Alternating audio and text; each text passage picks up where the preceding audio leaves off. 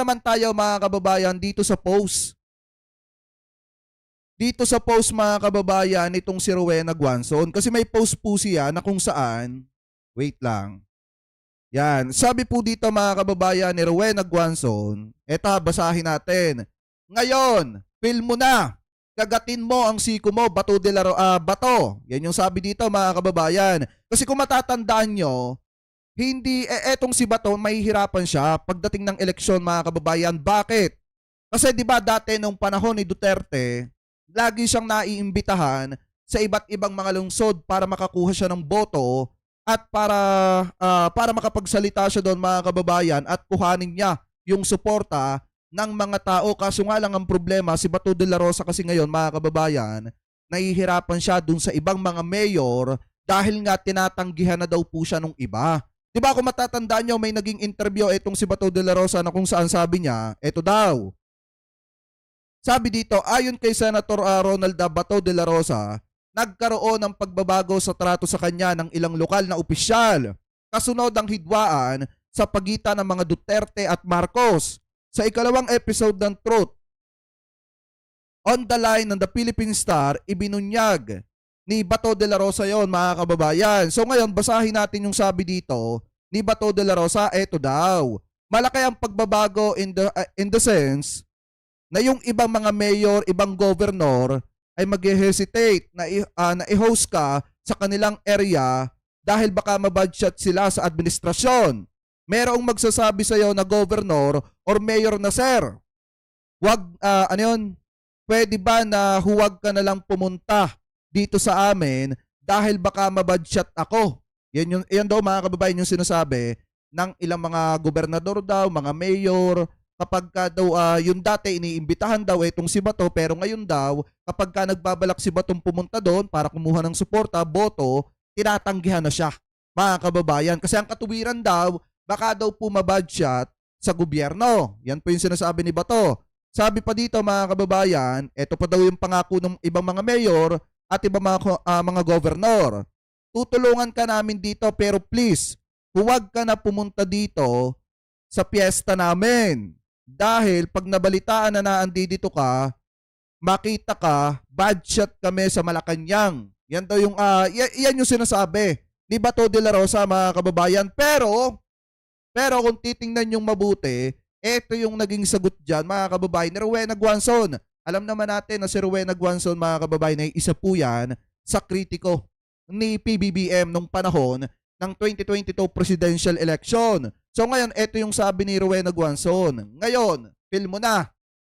Nakagatin mo ang siko mo, Bato. Kung titingnan po natin mga kababayan yung sinasabi dyan, kasi gawain nila dati yan. Nung panahon na si Duterte ang presidente, gawain na po nila dati yan. Kapag kakalaban nila sa politika, kapag ka ayaw nila sa isang mayor o governor mga kababayan, ano ang ginagawa ni Digong? Ano ang ginagawa ng administrasyon niya? Hindi ko naman nilalahat mga kababayan. Pero ang ginagawa nila, inilalagay nila dun sa narcolis mga kababayan ni Duterte. Nilalagay nila sa narcolis tapos pinapalabas nila na drug lord, drug protector, drug addict, yung mayor na yon or yung governor or kung sino man na politiko na nakakalaban nila. So ngayon, bumabalik na sa kanila yan.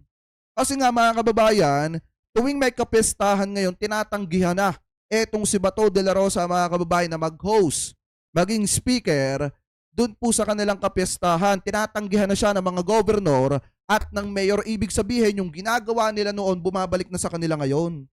Kaya kung naging mabuti lang sila mga kababayan noon, hindi nila ginagawa na manggipit ng ibang mga politiko, hindi babalik sa kanila yung nangyayari. Na to ngayon, kita nyo, dumadaing na si Bato. Talagang apektado ng malaki mga kababayan yung kanyang campaign, yung kanyang pangangampanya.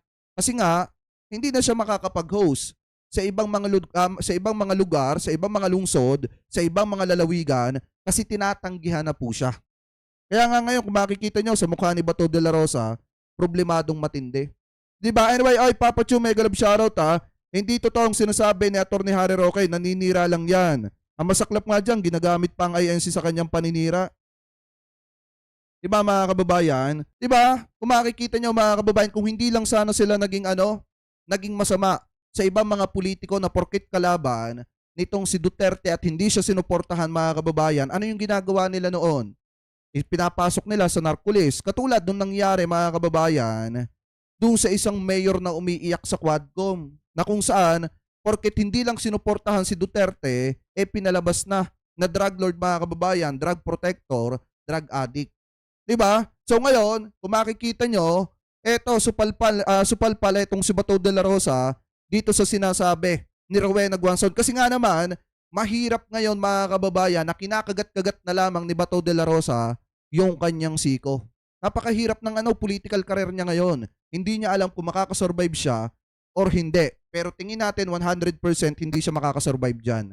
Ano po, matatalo siya pagdating ng 2025 midterm election. Ano po, ngayon punta naman po tayo dito po sa isang balita na nakita natin mga kababayan, galing po dito kay Atty. Claire na kung saan mga kababayan, ito daw pong si Senator Bato de la Rosa takot ipa-aresto ng ICC.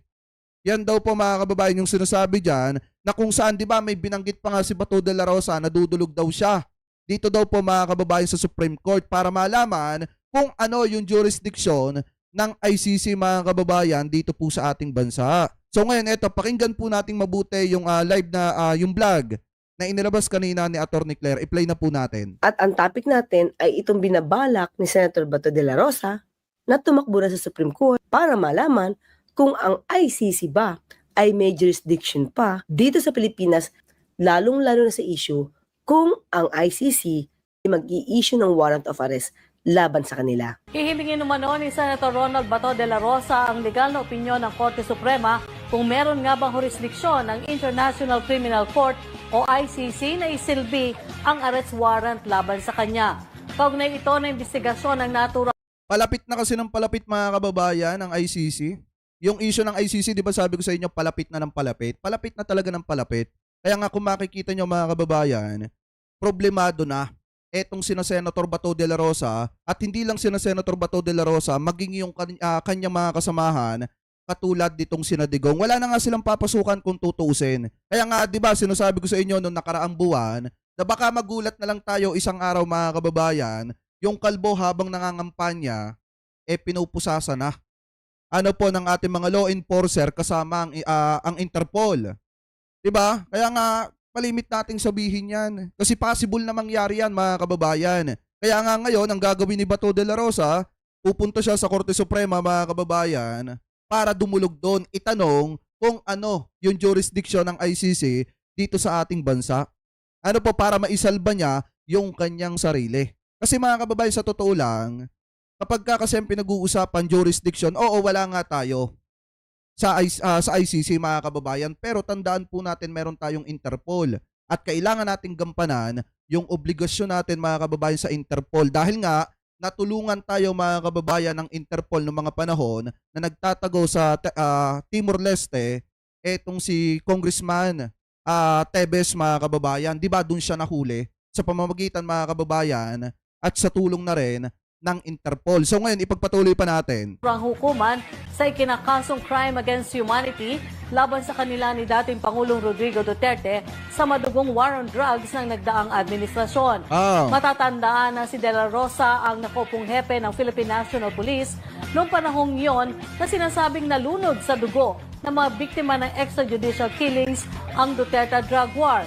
Sa panayam ni De La Rosa, muling iginit nito na kung ano umano ang ibababang desisyon ng Supreme Court ay irerespeto niya ito at dapat ding yumuko dito ang administrasyon ni Pangulong Bongbong Marcos.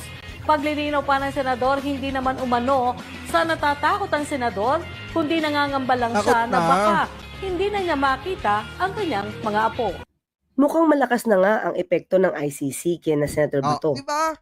Kung noon dati ay hindi nila ito pinapansin, lalo pa noong iutos ni dating Pangulong Duterte ang pagkala sa ICC para maproteksyon ng sarili laban sa mga nagrereklamo sa kanya. Yan nga yung ayaw kong isipin mga kababayan na kaya tayo umalis sa ICC nung panahon ng Duterte administration para hindi mahabol etong si Digong sa kanya mga pananagutan dahil sa dami ng mga tao na nadamay at nabiktima ng kanyang madugong pakikipaglaban sa ipinagbabawal na bato. Yan nga mga kababayan, ayaw kong isipin na ganyan. Pero parang ganyan na yung lumalabas ngayon na kaya umalis tayo mga kababayan sa Roman Statute, ano po, para maisalba ni Duterte yung kanyang sarili at hindi na siya habulin ng ICC. Ano po, dahil wala nang jurisdiction ang ICC dito sa ating bansa, pero hindi niya alam na kapag ka ang ICC naglabas ng arrest warrant at pinadaan sa Interpol mga kababayan, may obligasyon tayo sa Interpol na kailangan nating gampanan mga kababayan, dahil nga nakatulong ang Interpol sa atin at tayo ay member ng Interpol. Ngayon, ipagpatuloy pa natin. At sa kanya mga tauhan dahil sa ginawa nila di umanong EJK kaugnay sa war on drugs. Dami Nung dumating ang bagong pamunuan ni PBBM, ganoon din naman ang pangako. Hindi pa papasukin ng ICC dahil ito ay wala ng jurisdiction sa Pilipinas. Consider it as a threat to our sovereignty. Therefore, the Philippine government will not lift a finger to help any investigation that the ICC conducts. However, as ordinary people, they can come and visit the Philippines. Pero hindi kami tutulong sa kanila. Malinaw din daw ang direktiba ni PBBM sa lahat ng ahensya. In fact, binabantayan namin sila, making sure that hindi sila that they do not come into contact with any agency of government. And if they are contacting agencies of government, na sasabihin yung whatever, policeman, local government, sabihin nyo, wag nyo sasagutin. Win 1 million pesos. Alam niyo kung tutusin mga kababayan, magaling din magsalita itong ating presidente. Alam niyo kung bakit mga kababayan? Kasi 'di ba, ang sabi nga ng ating presidente, hindi tayo makikipagtulungan sa ICC. Pero mga kababayan, hindi nangangahulugan noon na hindi natin irerespeto mga kababayan yung ICC. Kumbaga mga kababayan, sige malaya kayo na mag-imbestiga diyan. Pero hindi kami makikipagtulungan sa inyo. At dahil diyan mga kababayan, ang ICC malaya nakakapag-imbestiga dito sa ating bansa. Malaya nilang nai-interview mga kababayan, yung katulad ni Las Cañas, ni Matubato, at yung iba pa na mga di umano, mga naging tauhan nitong si Duterte at mga nakakaalam na mga katarantaduhan mga kababayan na ipinagawa, na ginawa ng Duterte administration, especially nung mayor pa lamang etong si Digong mga kababayan. Kaya nga ngayon, kung titingnan po natin, since patapos na yung pag-iimbestiga mga kababayan ng ICC at nakalap na lahat ng ebidensya, waiting na lang tayo sa kanilang arrest warrant para dito kay Digong at dito kina Bato de la Rosa na ipapadaan sa Interpol. Ano po, biruin niyo mga kababayan na laging sinasabi yan ni PBBM, hindi tayo makikipagtulungan sa ICC, pero hindi naman natin pwede na hindi irespeto ang ICC mga kababayan, ang presensya ng ICC dito po sa ating bansa. Ano po ngayon, ipagpatuloy pa natin. Matapang na sinabi ito ni SOJ Rimulya, keep off Philippine territory or it will be a mess. Department of Justice Secretary Boying Remulla says he opposes the decision of the International Criminal Court to deny the Philippine government's appeal against its probe into the former administration's brutal anti-drug campaign. According to Remulla, the ICC's action means meddling with the Philippines justice system. He reiterates that the Philippines will no longer coordinate with the ICC. He even warns the ICC that if they try to enter the country, it will be, quote, usurpation of authority of the Philippine government. Echoing the sentiments of the Office of the Solicitor General, the DOJ in a statement says the ICC decision disregards the principle of complementarity under international law and, quote, undermines the sovereignty of the Philippines. Referring to former President Rodrigo Duterte and former top cop and Senator Bato de la Rosa, Remulla advised respondents in the complaint before the ICC not to travel to countries where the ICC may be able to influence the judicial system. Meanwhile, De La Rosa says he is considering limiting his movements. According to De La Rosa, he may now just travel between his hometown of Davao City and Manila. The senator adds he might just limit his trips to countries that are not ICC-friendly like Russia, China, and Israel. But he says this does not. Kaso ang problema mga kababayan, kahit sabihin nila na hindi natin sila kailangan at hindi natin gusto na pumunta sila dito sa ating bansa, wala na, nakapag-imbestiga na sila mga kababayan eh. Na-interview na nila yung mga gusto nilang interviewin. Natanong na nila yung mga tao na talagang nautusan, yung iba, nautusan ni Duterte nung siya ay mayor pa lamang, at yung mga tao na handang mag-testify. Mga kababayan, dun po sa madugong pakikipaglaban nitong si Digong, mga kababayan, sa ipinagbabawal na bato. Kahit pasabihin nila na ayaw na makita, mga kababayan, gaya ng sabi ni Secretary Boying Remulla, ayaw natin na makita na pumupunta sila dito, wala na. Nakuha na nila yung mga ebidensya na gusto nilang kuhanin. At mas malaki pa ang nakuha nilang ebidensya nung nakita nila, mga kababayan, yung mga paghihiring-hiring, mga kababayan, dyan sa kamera, yung Quadcom. Diba, lumabas nga lahat doon, yung mga kabaluktutan, mga kababayan, kalokohan, at yung mga anomalya sa war on drugs ng Duterte administration. So ngayon, kung makikita nyo, nang dahil dun sa mga hearing, mas naliwanagan din ang publiko ngayon at mas nakakuha ng madaming ebidensya ang ICC. Diba ngayon, ipagpatuloy pa natin. Not mean he would go into hiding in case ICC issues a warrant of arrest against him. Ay, Ma'am Dolly Babes, mega love shoutout ha. So, ganun kalakas ang loob ni Senator Bato dahil alam nila na ang pamunuan ngayon ni PBBM ay hindi makikipag-cooperate at makikipag-coordinate sa ICC. Dahil nga sa sinasabing walang jurisdiction ng ICC sa Pilipinas. Pero parang unti-unti na nga naiiba ang ihip ng hangin. Nandyan pa na hamunin ni Senator Bato si PBBM na be a man at maging transparent sa kanyang stand sa ICC. Senator Bato de la Rosa appeals to President Ferdinand Marcos Jr. be man enough to be transparent. Eto yung pagkakamali kasi, mga kababayan, ni Bato de la Rosa. Kung matatandaan nyo, nung January 22, 2024, di ba nagsalita si Bato de la Rosa sa kanyang press con, mga kababayan, dyan sa Senado. Ngayon, may nabanggit siya, mga kababayan, na kung saan sinasabi niya na magpakalalaki etong si PBBM at maging totoo ito sa stand nito, mga kababayan, sa issue ng ICC. Yun, kung mapapansin nyo ngayon, sa dami ng ginawa nila na hindi maganda sa presidente, siniraan nila ng siniraan, humantong pa nga sa punto, mga kababayan, na yung kanya mga kaaliyado ay nagpaimbento, nagpagawa ng bidyong artificial intelligence, peke, para palabasin na ang presidente ay gumagamit ng ipinagbabawal na bato. Pansinin nyo naman ngayon, medyo naiiba na yung landas, mga kababayan, at takbo ng ating gobyerno patungkol po dito sa issue ng ICC. Kahit sabihin na hindi pa papasukin ng ICC, mga kababayan, pero the more na nananawagan yung mga kababayan nating Pilipino ng hustisya na dapat mapapanagot, yung mga may sala, mga kababayan, dun po sa madugong pakikipaglaban sa ipinagbabawal na bato, the more, mga kababayan, na nagkakaroon ng puso ang ating gobyerno para tingnan yung mga pamilya na humihingi ng hustisya. Kaya kung mapapansin nyo ngayon, yung dating sinasabi ng ating presidente, mga kababayan, na hindi papayagan ng ICC na pumasok dito sa ating bansa. Pero kung mapapansin nyo, noong nakaraan, di ba, nagsalita din si PBBM na merong Interpol at hindi natin pwedeng pigilan ang Interpol. Buti na nga lang, mga kababayan, nasa sa Interpol pa rin tayo at kasapi pa rin natin ang Interpol. At kahit wala na tayo sa ICC, basta pinadaan yung arrest warrant sa Interpol, walang magagawa etong kampo nitong si Digong kung hindi pagbayaran nila at sagutin nila yung mga aligasyon na ibinabato sa kanila. Ano po ngayon, ipagpatuloy pa natin. Transparent over the International Criminal Court's investigation into the Duterte administration's bloody drug war. De la Rosa had previously said he was unbothered by the ICC probe. Speaking to reporters about the alleged presence of ICC personnel in the country in late 2023, De la Rosa addresses Marcos, telling him to inform them if he has changed his mind about not cooperating with the ICC. Former Senator Antonio Trillanes claimed on Sunday ICC probers had visited the Philippines to gather evidence in relation to the Duterte drug war.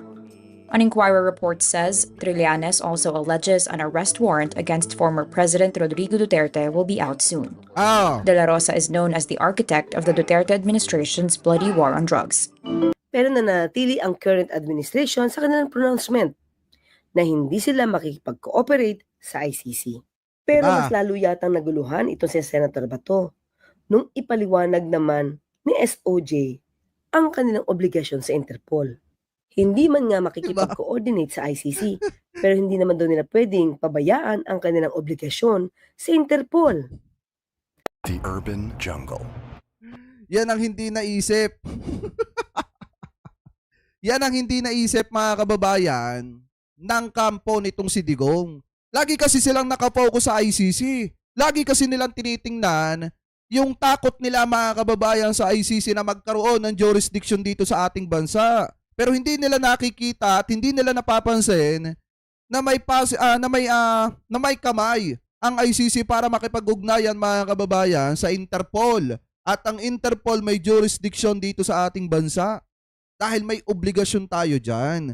Yan kasi ang mali mga kababayan, masyado silang nagpakasilaw sa matinding takot nila sa ICC. Ano po ngayon, ipagpatuloy pa natin.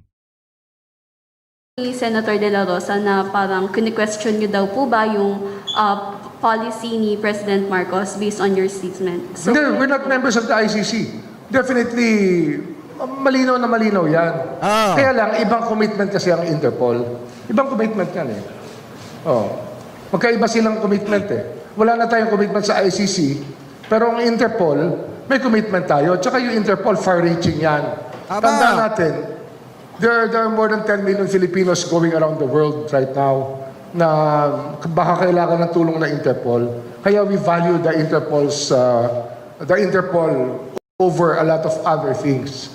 Kasi we have to protect our own people throughout the world. And the Interpol is very important to us in this regard. Interpol na siya maaaring magpatupad ng warrant of arrest na inisyu ng ICC kung sakasakali.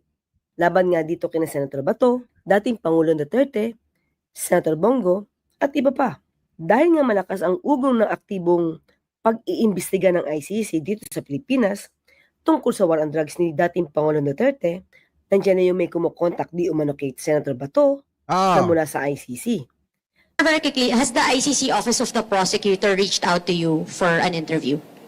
Wala. Wala pa. Merong nag-contact sa opisina, pero in-ignore man namin.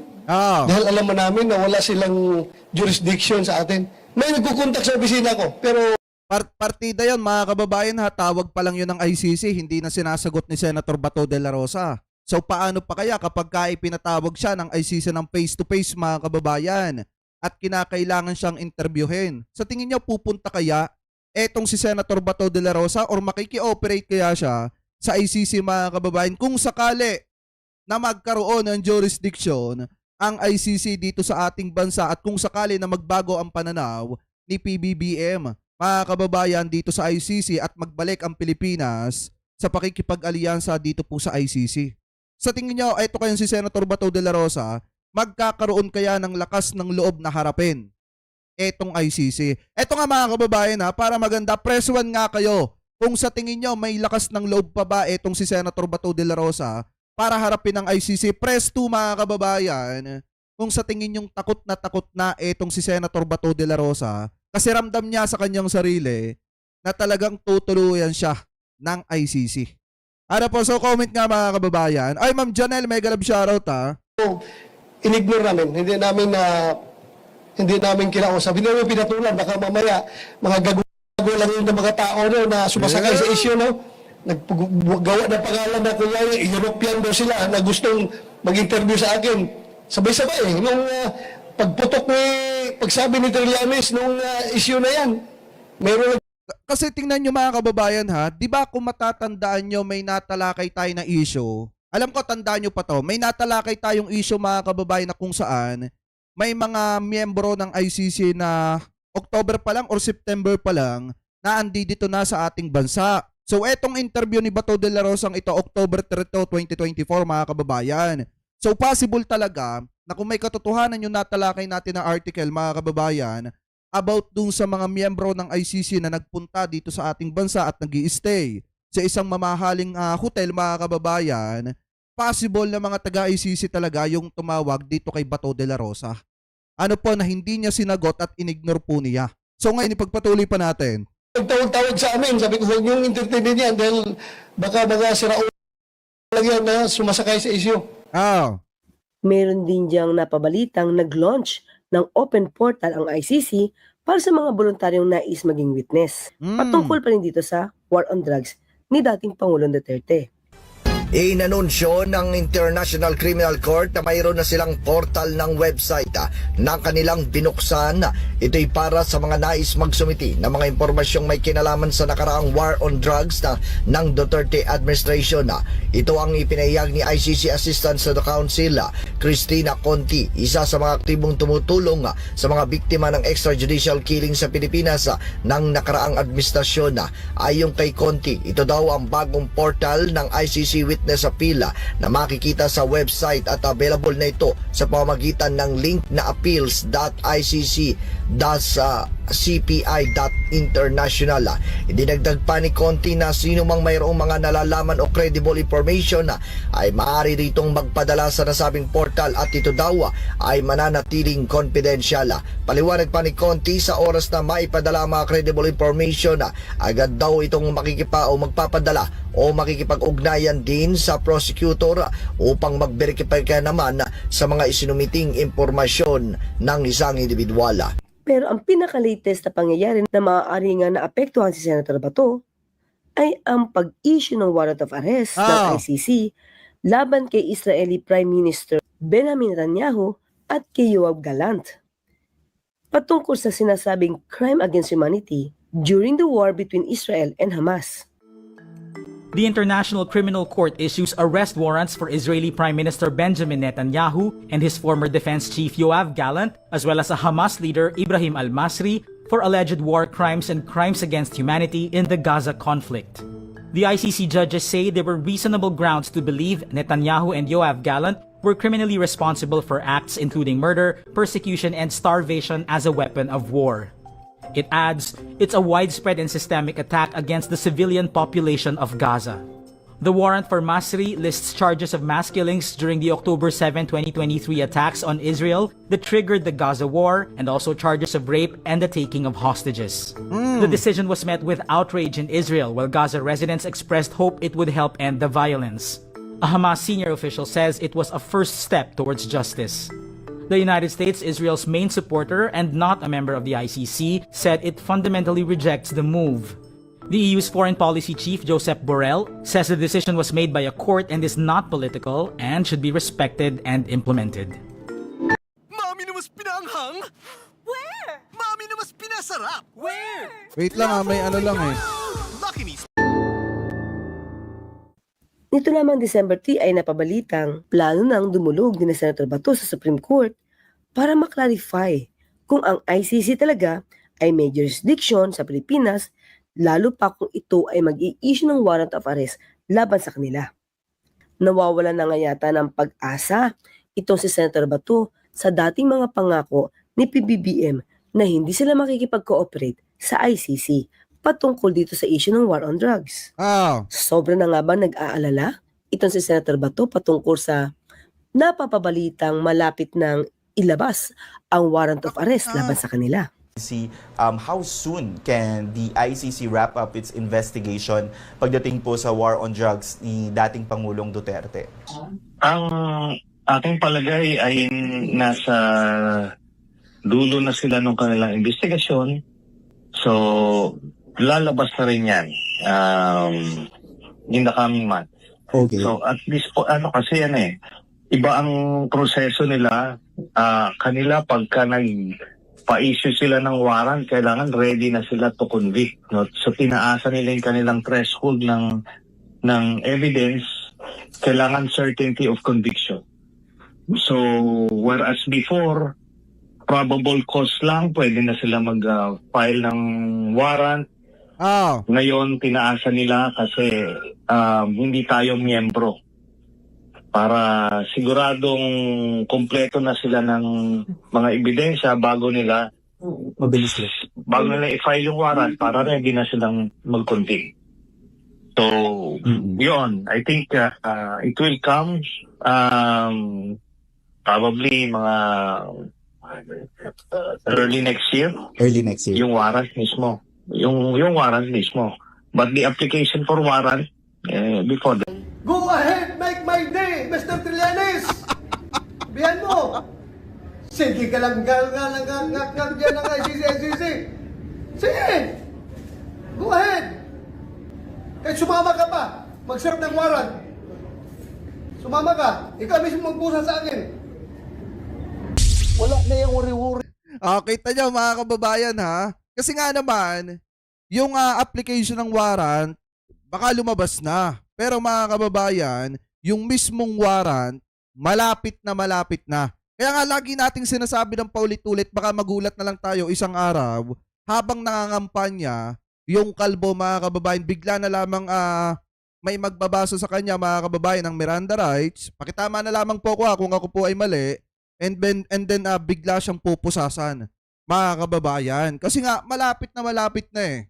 Kaya nga kung mapapansin nyo si Senator Bato de la Rosa, pag pinag-uusapan ng ICC, talagang sala sa naiinis siya mga kababayan, talagang iniiba niya yung usapin, tapos makikita nyo yung pag-aalala niya mga kababayan sa kanyang sarili. Hindi lang sa kanyang sarili dahil hindi na niya makikita yung kanyang di umano'y apo ayon po mismo sa kanya. So ngayon, ipagpatuloy pa natin. Na yan, basta the fact remains that they don't have jurisdiction over the Philippines. Hindi raw natatakot si Senator Bato de la Rosa sa sinasabi ng ilan na pwedeng gamitin ng International Criminal Court o ICC ang mga lumabas sa pagdinig ng Senado sa war on drugs. Pareho silang nadidiin na dating Pangulong Duterte at Senador Bongo sa aligasyon ng reward system at malawakang patayan noong Oplan Tokhang. Pero kung si Bato ang tatanungin, game pa rin daw siyang umattend ulit sa susunod na hearing ng Senate Blue Ribbon Committee. Sabi nila, walang delikadisa. Mas mawawalan ako ng delikadisa kung hahayaan ko yung kasinungalingan ang mangingibabaw sa mga pangyayaring ito. Kailangang lumabas ang katotohanan. Takot na nga ba siya? Hindi naman daw siya natatakot para sa sarili, pero natatakot siya para sa kanyang mga apo na hindi nga niya muna makikita at makakasama kung magkakaroon ng hearing patungkol sa war on drugs dito sa ICC. So hanggang dyan muna po tayo. Hanggang sa muli, magkita at magkarinigan tayo. Ako po sa Tony Claire Castro, nagpapalalang, huwag tulugan ang inyong karapatan.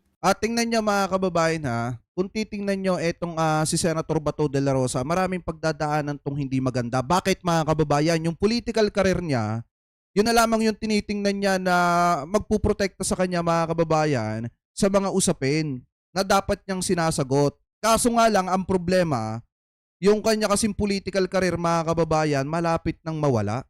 Bakit? Kasi unang-una mga kababayan, hindi na naman siya mananalo pagdating ng 2025 midterm election. Dahil kaya lang naman siya nanalo nung mga nagdaang eleksyon, kaya siya nanalo bilang senador kasi sinuportahan siya ng mga Marcos loyalists. Ngayon mga kababayan, wala na namang gaanong bilang, especially yung mga DD7 na sumusuporta dito kay Digong, hindi na kayang papanaluhin or hindi na kayang ipanalo etong si Bato de la Rosa mga kababayan dyan po sa Senado. Kahit pasabihin niya na suportado siya ng lahat ng mga taga-suporta nitong si Digong, hindi na siya kayang ipanalo dyan sa Senado, lalo na yung mga makakalaban niya ngayong darating na 2025 midterm election ay mga malalakas at kilala ding politiko.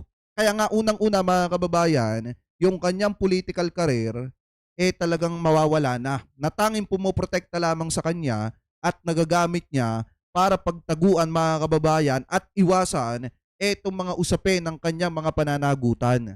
Ano po, dahil nga nung nasa kapangyarihan sila, masyado nilang naabuso, basta sila patumba ng patumba, di umano, na mga kababayan nating pobre na katulad natin, gamit-gamit yung salitang war on drugs, ngayon, panagutan nila. Dapat naman talaga nilang panagutan at gampanan yung kanilang pananagutan sa buhay na kanilang kinuha nung panahon na sila ay nasa kapangyarihan. So kayo, mga kababayan, ano po ang tingin ninyo hingil po dito sa mga topic na ito na tinalakay po natin? Ano po masasabi nyo mga kababayan hingil po dito sa nanganganib na political career nitong si Senator Bato de la Rosa at ano rin po masasabi nyo hingil po dito sa ICC mga kababayan or arrest warrant galing sa ICC na idadaan sa Interpol na malapit na lumapat dito kina Bato de la Rosa, kina Digong at dun pa sa mga kaalyado pa nilang iba. So comment below na lamang po kung ano po masasabi nyo